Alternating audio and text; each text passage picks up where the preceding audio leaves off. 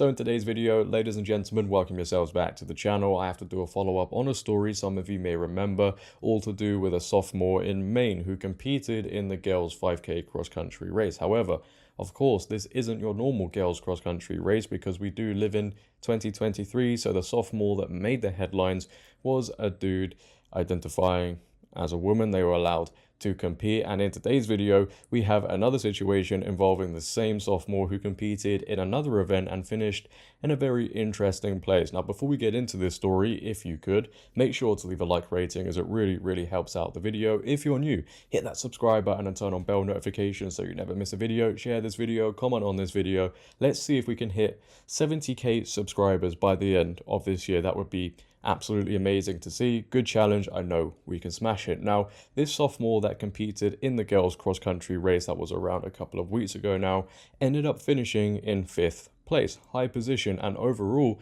they gained a rank of 4th. Now, the interesting part to the story is around a year ago they were competing in the boys side of things and had an overall ranking in the district of 172nd. Yet liberals and progressives will sit there and they'll try to argue there's no biological advantage. Oh no, there is no advantage for these people competing in girls sports. What are you on about? Even some Democrats now are arguing that if girls are getting beaten in their sport, if women are getting beaten, they simply just need to work harder. But as always, as we know with these people, the facts just go over their head and they ignore the reality because everything must fit their worldview, right? And here we have again another situation that just proves men shouldn't be competing against women, boys shouldn't be competing against girls if we needed any more proof anyway. And we're doing a follow-up in this video on the situation on the same sophomore because, as I said earlier, they were allowed to compete in another event, in another cross-country race, and this time they finished first, 1 minute 22 seconds ahead, by the way, of second place. Yet there's no biological advantage, none at all. Now, the Portland Press Herald report, transgender girl makes history with victory at cross-country regional. Soren Stark-Chesser, a sophomore at Maine Coast Waldorf School, controlled the Class C South Girls race from start to finish with support from the crowd. So just to interject very quickly here already, if this article is to be believed, we have people on the sidelines clapping, cheering away for a dude who is taking places awards away from girls competing in the race. And this is just another reason, among the many others, why this issue is so prominent, because people clapping, cheering away at these sport events in the sidelines, in the stands, obviously doesn't help the issue. You're reaffirming somebody's individual truth and making it the truth, even at that young age. And what's also crazy to think about is at this event along the sidelines, you may have had parents, fathers, mothers clapping away for a dude who's competing in a girl's race. Wow, this is so stunning. This is brave. Whilst they may have had a daughter also competing. So they're clapping for their daughter's place being affected.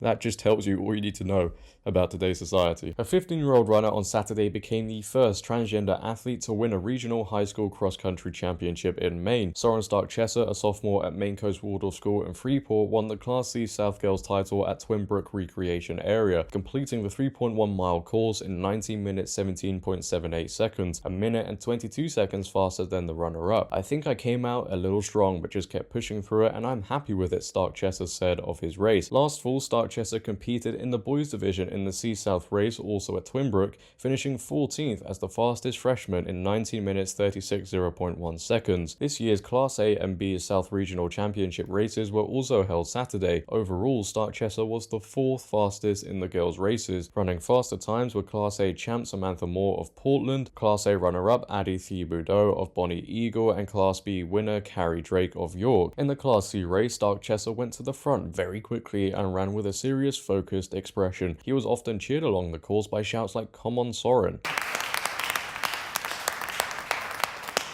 That felt really great, Stark-Chesser said of the support. "I'm super happy to have my family here, just awesome to see them on the sidelines. That just makes me really happy." Stark-Chesser led by about 20 seconds after a mile and increased his lead to about 53 seconds just past the 2-mile mark. He continued to extend the margin over the final mile. Waynflete sophomore Grace Alexander placed in second with 20 minutes 42.9 seconds. Winthrop senior Haley Williams, the runner-up as a sophomore and junior, finished third in 20 minutes 59.11 seconds. So just those statements again prove how much of an advantage this person had. And interestingly, and it's shocking to me because last time nobody called it out, the girl who finished in third, Hayley Williams, and as a runner-up as a sophomore and junior, she's actually come out and spoken out against this individual competing in the race. Williams said she knew second place would be her best possible finish this year. She goes on to say, because as you probably know, there is a runner that identifies as female and they were running the boys race last year and then they decided to run the girls race this year, and it's very upsetting to me because I've worked my butt off all year. Williams added, I want to say I'm totally supportive with everyone being whoever they want to be, but I feel like when you put people born male in girls races, it's just genetically unfair. And she clearly just has more common sense than the average liberal progressive defending and advocating for this stuff. Then again, it's not too hard, right? But this girl, and I'm sure many others, also felt the same. They just didn't speak up about it. You know, they used their time for their sport. They dedicated their time to this sport, probably sacrificed a lot and worked extremely hard. I don't think a lot of people, especially the people who defend this stuff, they don't understand how hard it is to train for a sport, and they've all had that thrown out of the window because of a dude one day who decided, you know what, I identify as a female, and was thrown into this race without any regard for the biological facts and how it would affect every single girl competing. You know, how discouraging must that be, especially at that young age as well? And again, there were people along the sidelines clapping and cheering for this. It's completely backwards, and I feel sorry especially for this girl as well, because she had the confidence to come out and call it out for what it is. And it will continue to happen, by the way, in Maine, because they actually have a state law that protects the idea of men who identify as women competing in their sports. The Maine Human Rights Act, as amended in 2021, states that the opportunity to participate in all educational and all extracurricular activities without discrimination because of sex, sexual orientation, or gender identity, a physical or mental disability, ancestry, national origin, race, color, or religion is recognized and declared to be a civil right. The law further states it is unlawful to deny a person equal opportunity to athletic programs on the basis of sex, sexual orientation, or gender identity. Between 2013 and 2023, there were 57 hearings and all transgender students were granted waivers by the MPA. The Maine Human Rights Act, however, superseded the MPA policy, so the committee was disbanded this spring. Mike Burnham, executive director of the MPA, said in an email that his agency is committed to working with schools across the entire state to ensure that Maine state law is followed. Wow, how stunning and brave of you. The issue of whether transgender athletes should be allowed to compete in sports has become a political flashpoint across the country. In the past 3 years, 23 states have passed laws that restrict transgender students from participating in sports. Here in Maine, 2 bills in the state legislature in 2021 sought to ban transgender girls from competing in school sports. Advocates for transgender rights say these efforts simply seek to discriminate against an already vulnerable community. So let's just run this back a little bit. Maine have a state law that will always potentially put girls at a physical disadvantage in a sport if a dude decides to compete there. That just shows you how Maine feels about women and girls, right? They don't care about common sense, fairness, and safety, which, by the way, say if a girl in a sport gets injured because a dude identifies as a girl, which does and can happen, what happens there? Well, nothing, because the law protects that idea. Nothing can be done about it. And this article, just like many others, gets one thing wrong. Trans people aren't being banned from sport. Let's get rid of that narrative right now. They always run the same sentence. Oh, trans people are being banned from sport. No, they're just being required in some states anyway to compete in the right biological category. That's not banning them. That's just reinforcing the truth and common sense, right? They're allowed to compete. Just compete where you were supposed to be competing in the first place. And I think this is done on purpose. You know, they try and emotionally guilt trip people into thinking, oh, something terrible has happened, because some of the average people on this planet might see that and think, what, wait, hold on. People are being banned from sport for no reason whatsoever.